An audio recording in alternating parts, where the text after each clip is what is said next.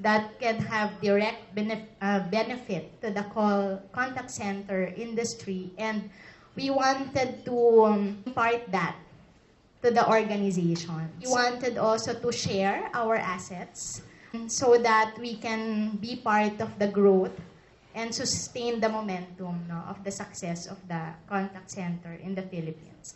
So with that, we wanted to number one sana in the world, di ba, yung ating mga Filipino talents. Kasi we consider them as the prime mover of the industry.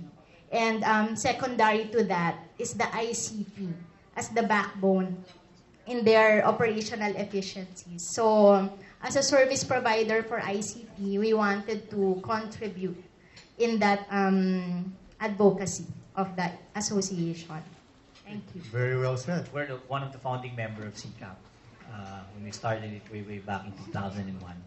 From that time to this very moment, the problem of the association is not really the board of directors who's leading it, who's elected in the board of directors, but the main problem of our association, why we can't really achieve a lot of this thing and address some of the issues is actually the participation of members. So involvement of members is very crucial. So whether you're elected in the board or not, you can still participate. You can still act as a maybe a board, you know, because ever since CCAP, the way CCAP works, it's not about the board really dictating to members what we will do. It's the other way around. It's the member dictating to the board what we'll be doing for the industry. The board just simply analyzing what's the effect of this thing, if we're going to be doing this, a suggestion from the members. We discuss that in board meetings. If we do get a member's suggestion to do something, we evaluate and see if it's, prioritize, if it's something that the industry would need. So it's more really members-driven initiative, and we need more people, not just the board, to work on it. Okay, I'll pursue that point, and I will throw in this question, and anyone can answer the question. If elected, so what kind of strategies or what will you do to increase participation or engagement of the members of the association? Free membership. Anyone?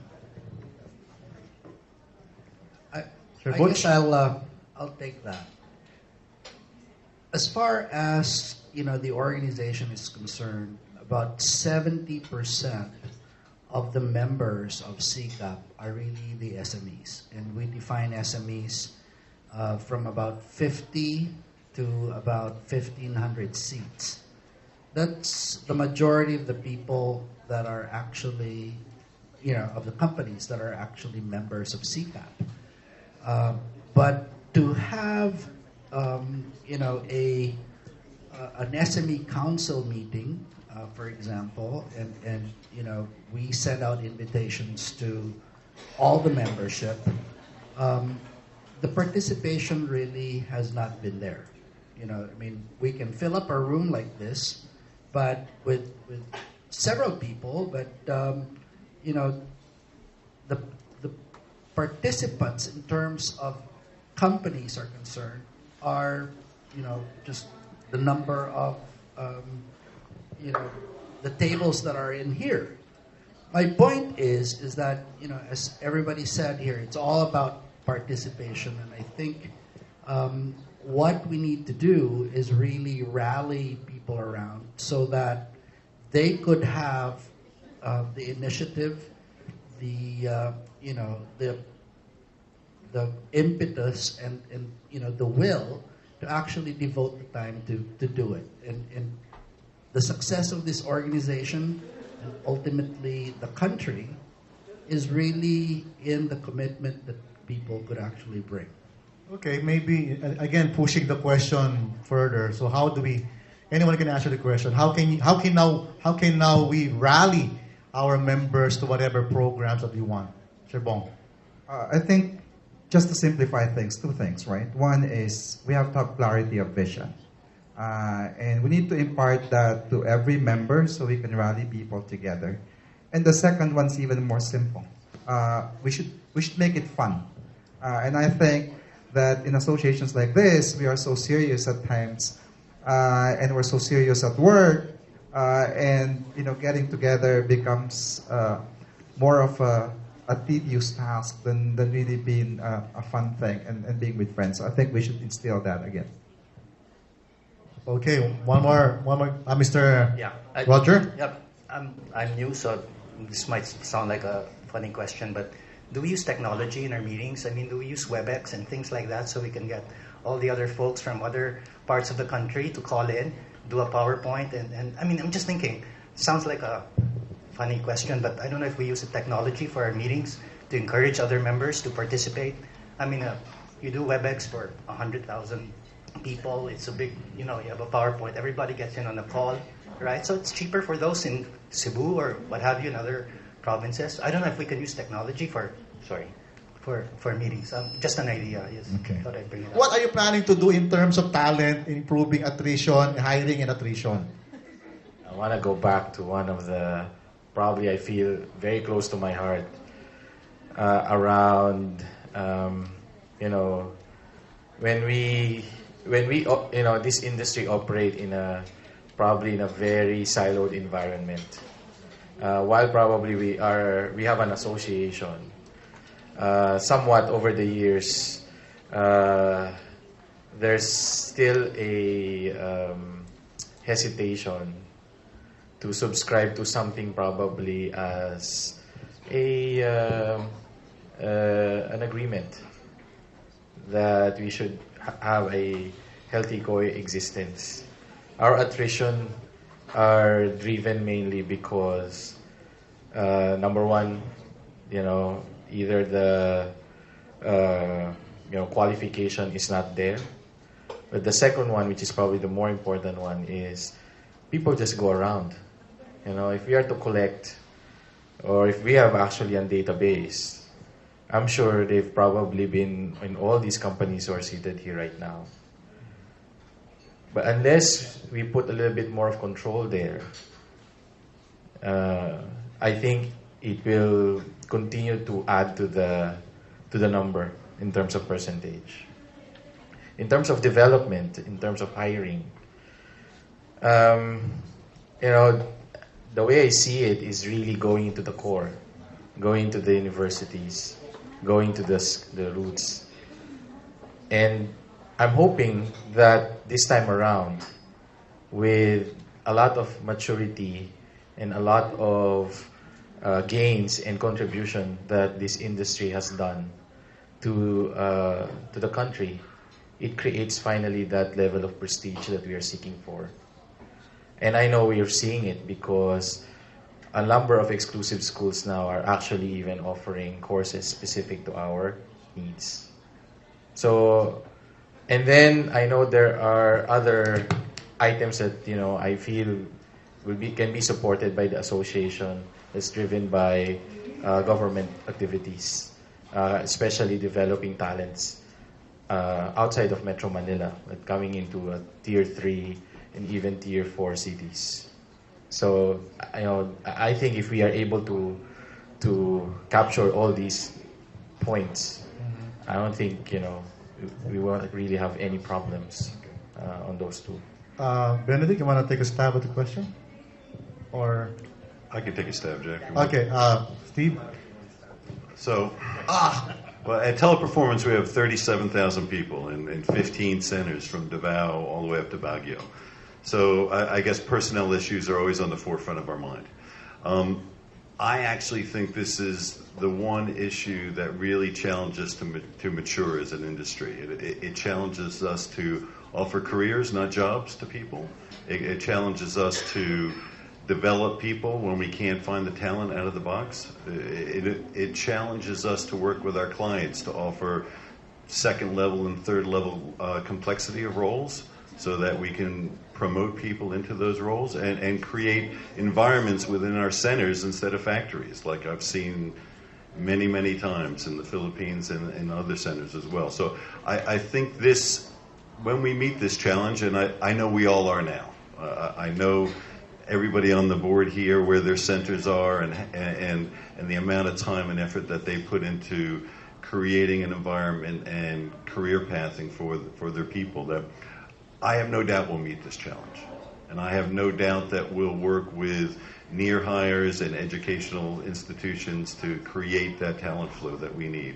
But it's really, it's a challenge that helps us mature as an industry.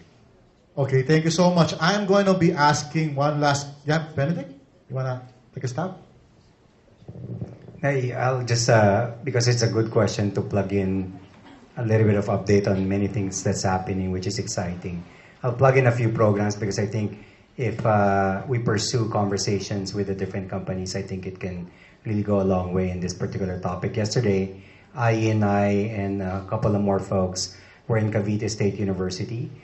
We launched the very first service management laboratory, which was a joint project between CHED, BPAP, and in this case, Infosys was a sponsor. We also happened to meet the first majors of the service management program, college students that are Bachelor of Science in Management, major in service management.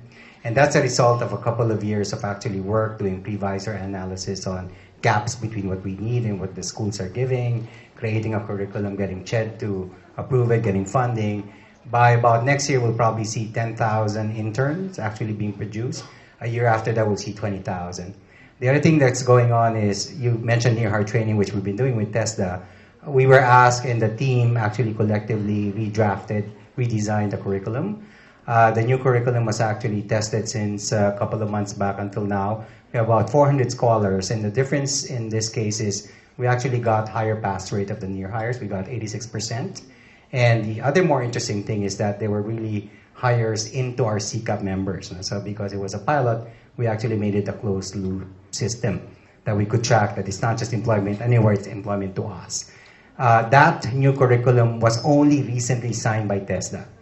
And now they want to talk to us about a deployment for next year, which means we'll see some more funding actually doing the near program. So you have something running for a college level intervention. You have something running for those looking for work but are not hireable. And then the last thing I'll mention is we've started to actually design a pilot for the grade 11 and 12, right? So grade 11 and 12 is happening. If we're reaping benefits from 500,000 university graduates, there's about 1.3 high school graduates. So the big opportunity for us is to look at an 11 and 12 path that actually meets our skills requirements. And that's already been piloted to some extent, and we're going to continue work. So I think there's some exciting work going on there, and I think it's taking it to the next level. That in maybe 1 or 2 years' time, some of our companies will say, from our recruiting report, 10% of our hires came from service management, came from TESDA, came from this. If you start to see that, that's where we know we've arrived, that we've actually changed the way the system produces talent for our needs. But that's I'm doing that because also we always like to get partners to actually be the employers for these universities. And so far we have the usual suspects of Bong's company, strategic partner for some universities, Dan's company, IE's company. So what we want is more and more companies. We're also trying to reach out to Teleperformance to get connected with these projects and programs. So that's the advertisement now. So. 2 adjectives to describe your leadership style. Servant leadership. Is that can I consider that an adjective? All right. Okay, we'll take that. Servant leadership. Steve? You want 2? Yeah, I would say passion and persistence. So we're going to go out to the membership and, all right, and continue to knock on doors. Thank you, Steve. I hear Mitch. All right. And Brad? Creativeness and aggressiveness. Wow, I love that. Okay, Mr. Romel? Yeah, persistence and commitment. Compassion and commitment. Commitment. I thought you would say healthy. Okay. Miss Ai? So grit and purpose. Engagement. Okay. And execution. All right. Sir Dan? Vision and passion. Vision and passion. Okay, Sir Bong? Passion and fun. Okay. Jojo? Fun and commitment. Okay. Benedict? Passion and relentless. Wow, okay. Sir Cuevas? Rewarding, inspirational. Wow, okay. Sir Butch? I guess passion and commitment. All right. So Mr. Salazar? Yep, all the adjectives are there. No, they don't have that. They don't have the more exciting adjectives. We can talk about try that. Something a little different. Okay. Innovation and integrity. All right, ladies and gentlemen, you have heard from our candidates, and if we go by the adjectives that they mentioned, I think either way, whichever it goes, we'll be in good hands.